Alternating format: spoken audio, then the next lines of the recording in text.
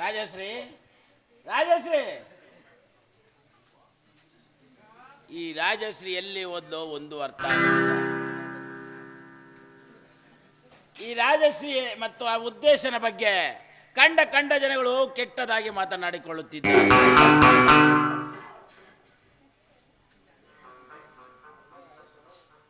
ಪ್ರತಿಷ್ಠಿತ ಪ್ರತಿಭಾನ್ವಿತ ಈ ರಾಮಲಿಂಗಪ್ಪನ ಮನೆ ಎಂದರೆ ಸಾಕ್ಷಾತ್ ದೇವರ ಗುಡಿ ಎಂದು ತಿಳಿದಿದ್ದ ಈ ಜನ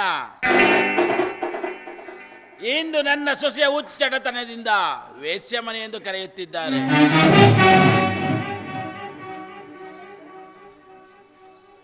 ಮಕ್ಕಳ ಮೇಲಿನ ಪ್ರೀತಿಯೇ ಇದಕ್ಕೆಲ್ಲ ಕಾರಣವಾಗಿ ಹೋಯಿತು.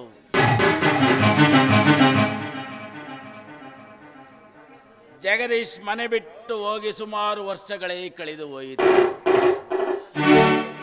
ತಂದೆ ಮೇಲಿನ ಪ್ರೀತಿಗಾದರೂ ಒಂದು ಕಾಗದ ಪತ್ರವನ್ನಾದರೂ ಬರೆಯಲಿಲ್ಲ.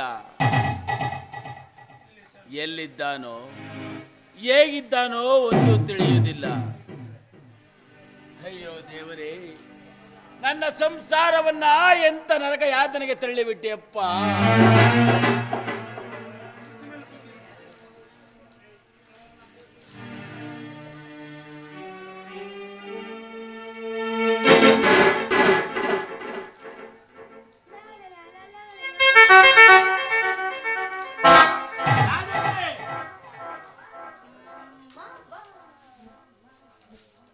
ಇಷ್ಟೊತ್ತು ಎಲ್ಲಿ ಹೋಗಿದ್ದೆ? ಆಸ್ಪತ್ರೆಗೆ ಹೋಗಿದ್ದೆ ಮಾವ. ಯಾಕೋ? ಚೆನ್ನಾಗಿದೆ ಪ್ರಶ್ನೆ. ಎಲ್ಲರೂ ಆಸ್ಪತ್ರೆಗೆ ಏನಕ್ಕೆ ಹೋಗ್ತಾರೆ? ನಾನು ಅದಕ್ಕೆ ಹೋಗಿದ್ದೆ. ದಿನಾಲು ಆಸ್ಪತ್ರೆಗೆ ಹೋಗುವಂತ ಕಾಯಿಲೆ ನಮ್ಮ ಬಂದಿದೆ. ಈ ರೀತಿ ದಿನಾಲು ಆಸ್ಪತ್ರೆಗೆ ಹೋಯ್ತಾ ಇದ್ರೆ ಕಂಡ ಜನಗಳು ಏನ್ ತಿಳ್ಕೋಬೇಡ ಮಾವ. ಕಂಡ್ಕೊಂಡವ್ರು ಏನೇನೋ ಮಾತಾಡ್ಕೋತಾರೆ ಅಂತ ಹೇಳ್ಬಿಟ್ಟು ನನಗೂ ಆರಾಮಿಲ್ಲ ಅಂದ್ರೆ ಅದನ್ನ ತೋರಿಸಿ ಗುಣಪಡಿಸ್ಕೊಳ್ದೆ ಸುಮ್ನಿರಕ್ಕಾಗುತ್ತಾ? ಯಾಕೋ ಬರ್ತಾ ಬರ್ತಾ ನಿಮ್ದೇ ಅತಿ ಆಗ್ತಾ ಇದೆ. ರಾಜಶ್ರೀ, ನಿನ್ನ ನಾಲಿಗೆ ಉದ್ದ ಆಗ್ತಿದೆ. ನನ್ನ ಮನೆತನದ ಮಾನ ಮರ್ಯಾದೆ ಬೀದಿ ಪಾಲಾಗ್ತಿದೆ ಅಂತ ನಿನ್ಗೆ ಎಚ್ಚರಿಕೆ ಕೊಡ್ತಾ ಇದ್ದೀನಿ. ಅಂದ್ರೆ ಏನ್ ಅರ್ಥ? ನಾನು ಹೊರಗಡೆ ಹೋಗಿ ಬರ್ತಿದ್ದೀನಿ ಅಂದ್ರೆ ಆದ್ರ ಮಾಡ್ತಿದ್ದೀನಿ ಅಂತನಾ? ನಾನು ಈ ರೀತಿ ಅಂತ ಇಲ್ಲ, ಈ ಜನಗಳು ಆ ರೀತಿ ಮಾತಾಡ್ಕೊಳ್ತಿದ್ದಾರೆ. ಮಾವ, ಆನೆ ನಡ್ಕೊಂಡು ಹೋಗ್ಬೇಕಾದ್ರೆ ಬೀದಿ ನಾಯಿಗಳ ಅಂತ ಬೊಗಳುತ್ತಾನೇ ಇರುತ್ತೆ. ಅಂತ ಬೀದಿ ನಾಯಿ ಗುಂಪಿಗೆ ನೀವ್ಯಾಕೆ ಸೇರ್ತೀರಾ? ಎಲ ನೀಚ ಎಣ್ಣೆ, ನನ್ನನ್ನೇ ನಾಯಿ ಎನ್ನುವಷ್ಟು ಸೊಕ್ಕು ಬಂದು ಬಿಡ್ತಾ ನಿನಗೆ? ಮಾವ, ನೀವು ಬರೀ ನಾಯಿ ಅಲ್ಲ, ಹೇಗಾದ್ರೂ ಮಾಡಿ ನನ್ನನ್ನ ಈ ಮನೆಯಿಂದ ಹೊರಗಾಕ್ಬೇಕು ಅಂತ ಹಂಚಾಕೊಂಡು ಕೊಯ್ತಿರೋ ಮುದಿ ನಾಯಿ ನೀನು. ಎಲ ನೀಚ ಎಣ್ಣೆ, ನಾನು ತಂದು ಸಾಕಿದ ಒಂದು ಹೆಣ್ಣು ನಾಯಿ ಇವತ್ತು ನನ್ನನ್ನೇ ಕಚ್ಚಲು ಬರುತ್ತಿದೆ ಎಂದರೆ ನೀನು ನನ್ನ ಮನೆಯಲ್ಲಿ ಒಂದು ಕ್ಷಣ ನಿಲ್ಲಬಾರದು.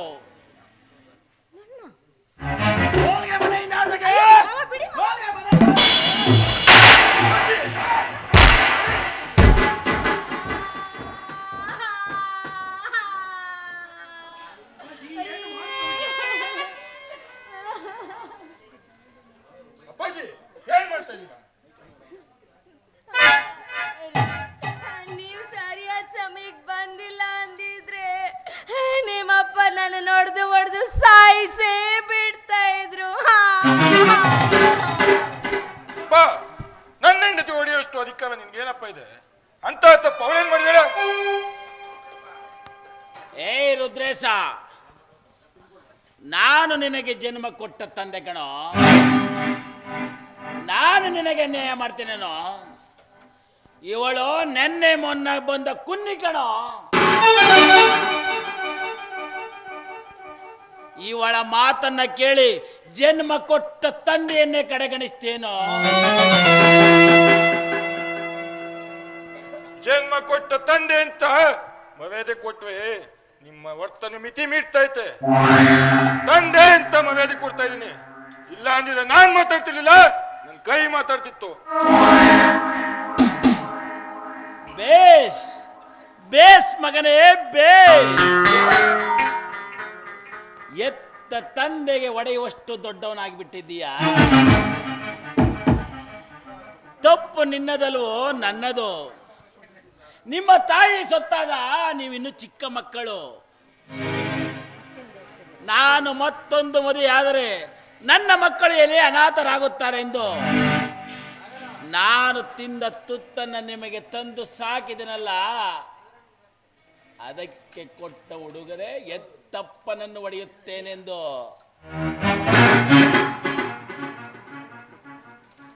ರಾಮಲಿಂಗಪ್ಪ, ನಿಮ್ಮ ಮಕ್ಕಳನ್ನ ಸಾಕೋದು ನಿಮ್ ಕರ್ತವ್ಯ. ಅದೇನು ದೊಡ್ಡ ಮಾತಲ್ಲ ಬಿಡಿ. ಪಶು ಪಕ್ಷಿ ಪ್ರಾಣಿಗಳೇ ತನ್ನ ಸಂತಾನವನ್ನ ಸಾಕ್ತವೆ ಅಂದ್ಮೇಲೆ ನೀವು ನಿಮ್ಮ ಮಕ್ಕಳನ್ನ ಸಾಕೋದ್ರಲ್ಲಿ ದೊಡ್ಡಸ್ತಿಕೆ ಏನಿಲ್ಲ. ಹಾಗಂತ ಬೆಳೆದು ನಿಂತ ಮಕ್ಕಳ ಮೇಲೆ ಅಧಿಕಾರ ಚಲಾಯಿಸೋದು ನಿಮ್ಮಂತ ಮುದಿಗೂಬೆಗಳ ಲಕ್ಷಣ ಅಲ್ಲ. ಮುಚ್ಚ ಬಾಯಿನ ನೀಚ.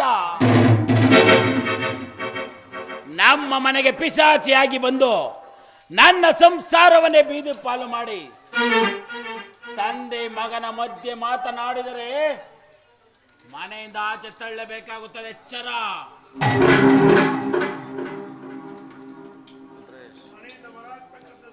ಮನೆಯಿಂದ ಹೊರಹಾಕ್ಬೇಕಾದದ್ದು ಅವನನ್ನಲ್ಲಪ್ಪ, ನಿನ್ನನ್ನ.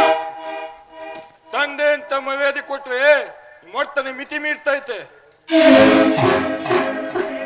ಪ್ರೀತಿಯ ಗಂಡ ಹೆಂಡತಿ ಮುಂದೆ ಉಳಿ ಹಿಂಡುವ ನೀನೊಬ್ಬ ಪುತ್ರ ದ್ರೋಹಿ. ನಿಜನಪ್ಪ, ನಿಜ. ನಾನು ಪುತ್ರದ್ರೋಹಿನೇ. ಯಾಕೆಂದರೆ ಅಂತಸ್ತಿನ ಅಹಂಕಾರದಿಂದ ಅಂತಸ್ತನ್ನು ಮೆಟ್ಟಿ ಮೆರೆದ ಕೇವಲ ದುಡ್ಡಿನ ಕಂತೆಗಳನ್ನೇ ಎಣಿಸುತ್ತಾ ಮನೆಗೆ ಬಂದ ಮುರುಕು ಸೊಸೆಯ ಮಾತನ್ನ ಕೇಳಿ ತಪ್ಪೇ ಮಾಡದ ಮಗ ಸೊಸೆಯನ್ನ ಮನೆಯಿಂದ ಹೊರ ಹಾಕಿದನಲ್ಲ, ನಿಜವಾಗಿಯೂ ನಾನು ಪುತ್ರ ದೋಯಿನೇ ಕಣ. ಅಯ್ಯೋ ಪಾಪಿಗಳ, ನಿಮ್ಗೆ ಸ್ವಲ್ಪನಾದ್ರು ದಯೆ, ಕರುಣೆ, ಸಹನೆ ಇಲ್ವೇನ್ರೋ?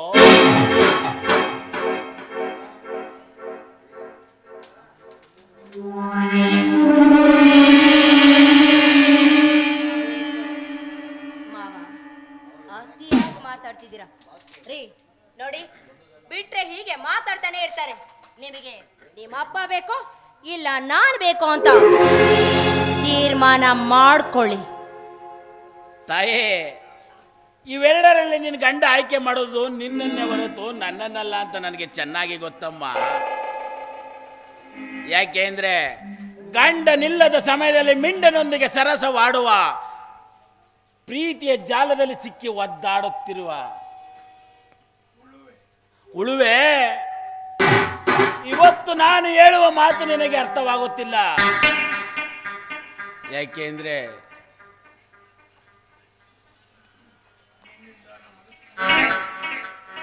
ನಿನ್ನಿಂದ ನಮ್ಮನೆತನದ ಮಾನ ಮರ್ಯಾದೆ ಬೀದಿ ಪಾಲಾಗ್ತದೆ.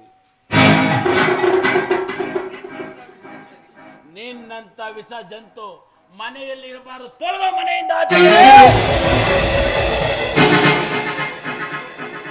ಮನೆ ಬಿಟ್ಟು ಆಚೆ ಹೋಗ್ಬೇಕಾದ್ರು ನಾನಲ್ಲ ರಾಮಲಿಂಗಪ್ಪ, ನೀನು. ಏನಂದೆ ನೀಚ? ಅವನು ನಿಜಾನೇ ಹೇಳ್ತಿದ್ದಾನಪ್ಪ.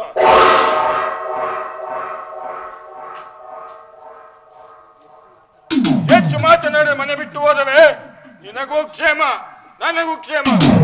ಇಲ್ಲ ಅಂದ್ರೆ ಕುತ್ಕೈ ರಾಶಿ ತಳ್ಬೇಕಾಯ್ತದೆ. ಹುಷಾರ್. ನೀನು ನನಗೆ ನಾನು ಜನ್ಮ ಕೊಟ್ಟ ಮಗನೇನೋ? ಥು! ಅಂತ ಗಂಡದ ನಿನಗೆ ಇದದೇನೋ? ಬಾರೋ ಬಾರ ನೋಡೋಣ, ಆಗ ನನ್ನ ಪರಾಕ್ರಮ ಏನು ಅಂತ ಗೊತ್ತಾಗುತ್ತದೆ. ಮುಟ್ಟು ನೋಡು. ರುದ್ರೇಶ್, ಉದುರಿ ಹೋಗುವ ಹಣ್ಣೆಲೆಯಿಂದ ಬದುಕಿ ಬಾಳುವ ಚಿಗುರೆಲೆಗೆ ಸವಾಲು.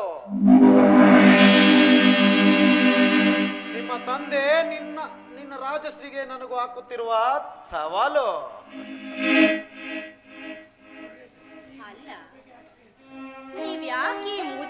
ಹೀಗೆ ಎದುರ್ಕೋತಿದ್ದೀರಾ ಅಂತ ಅರ್ಥ ಆಗ್ತಿಲ್ಲ.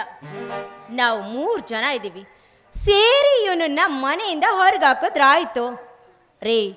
ನಾನು ಮತ್ತೆ ಹೇಳ್ತಾ ಇದ್ದೀನಿ, ನಿಮಗೆ ನಾನು ಬೇಕು ಇಲ್ಲ ನಿಮ್ಮಪ್ಪ ಬೇಕು? ಚಿನ್ನ, ನನಗೆ ನೀನೇನು ಇಷ್ಟ ಕಣೆ. ನಿಮ್ಗೆ ಹೇಗೆ ಅನ್ಸುತ್ತೆ ಹೇಗೆ ಮಾಡ್ಕೊಳ್ಳಿ. ನಂಗೊಂದು ಸ್ವಲ್ಪ ತಲೆ ನೋಯ್ತೈತೆ, ಒಂದು ಸ್ವಲ್ಪ ವೆಸ್ಟ್ ಮಾಡ್ತೀನಿ. ಥು! ನಿನ್ನ ಜನ್ಮಕ್ಕೆ ಬೆಂಕಿ ಹಾಕ. ಇಂಥ ಮನೆ ಮುರುಕರಿಗೆ ಅಧಿಕಾರ ಕೊಟ್ಟು ಮನೆ ಬಿಟ್ಟು ಹೋಗ್ತಾ ಇದೀಯಾ? ನೀನೊಬ್ಬ ಗಂಡಸಿನ ಕುಲಕ್ಕೆ ಅವಮಾನದ ಬಿಂದು ಕಣೋ.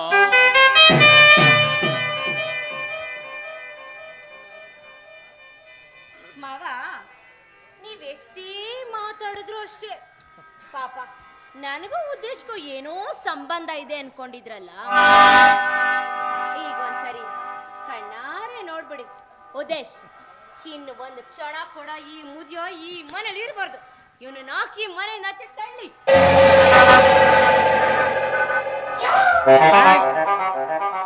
Thank you madam. ನೀವಿಷ್ಟು ಅಭಯ ಕೊಟ್ಟ ಮೇಲೆ ನೋಡ್ತಾ ಇರಿ ನನ್ನ ಪರಾಕ್ರಮವನ್ನ. ಯಜಮಾನ ರಾಮಲಿಂಗಪ್ಪ, ಅಂದು ನೀನು ನನ್ನ ತಂದೆಗೆ ಅವಮಾನ ಮಾಡಿದ್ದಕ್ಕೆ ಇಂದು ಬಡ್ಡಿ ಸಮೇತ ತೀರಿಸ್ಕೊಳ್ತೇನೆ. ನಡೆಯೋ ಈ ಮನೆಯಿಂದ ನೀಚಿಗೆಟ್ಟ ಮಾನವ. ಇದು ನಾ ಕಟ್ಟಿಸಿದ ಮನೆ ಕಣೋ. ನನ್ನನ್ನ ಯಾರಿಂದಲೂ ಮನೆಯಿಂದ ಹೊರ ಹಾಕಲು ಸಾಧ್ಯವಿಲ್ಲ. ಇದು ನನ್ನ ಮನೆ, ಇದು ನನ್ನ ಮನೆ ಕಣೋ. No, never. ಇದು ನಿನ್ ಮನೆ ಅಲ್ಲ. ನೀನು ಬರೀ ಮಾತಿಂದ್ರೆ ಕೇಳಿದ್ರೆ ಕೇಳೋದಿಲ್ಲ. ನಿನಗೆ ನನ್ನ ಶಕ್ತಿ ಏನು ಅಂತ ತೋರಿಸ್ಬೇಕು. ಅಡಿಯೋ ಈ ಮನೆಯಿಂದ ಆಚೆಗೆ. ಹೋಗಲ್ಲ ಕಣೋ. ಏ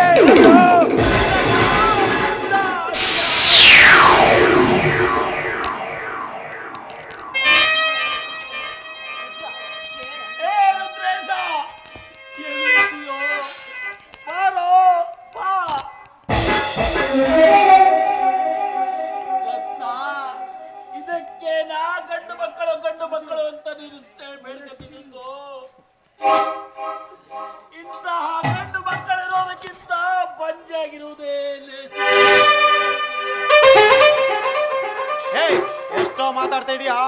ತೊಲಗೋ ಈ ಮನೆಯಿಂದ ಆಚೆ. ನಾವು ಹೋಗಲ್ಲ, ಬಿಟ್ರು. ಏ ರುದ್ರೇಶ, ಹೋಗಲ್ಲ ಅಂದ್ರೆ ಬಿಟ್ರು, ಬಿಡೋದು ಯಾರು? ಬಿಟ್ರು.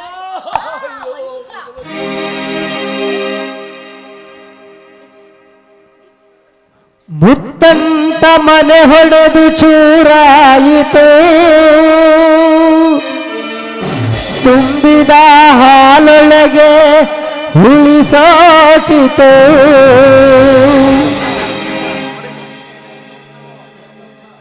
ಇದು ಜೀವನ ನಾಟಕ ರಂಗ, ಆ ದೇವನ ಚದುರಂಗ. ಇಲ್ಲಿ ಯಾರಿಗೂ ಯಾರೂ ಇಲ್ಲ, ಅನುಬಂಧಕ್ಕೆ ಅರ್ಥವೂ ಇಲ್ಲ. ಇದು ಜೀವನ ನಾಟಕ ರಂಗ, ಆ ದೇವನ ಚದುರಂಗ. ಇಲ್ಲಿ ಯಾರಿಗೂ ಯಾರೂ ಇಲ್ಲ, ಅನುಬಂಧಕ್ಕೆ ಅರ್ಥವೂ ಇಲ್ಲ. ಆ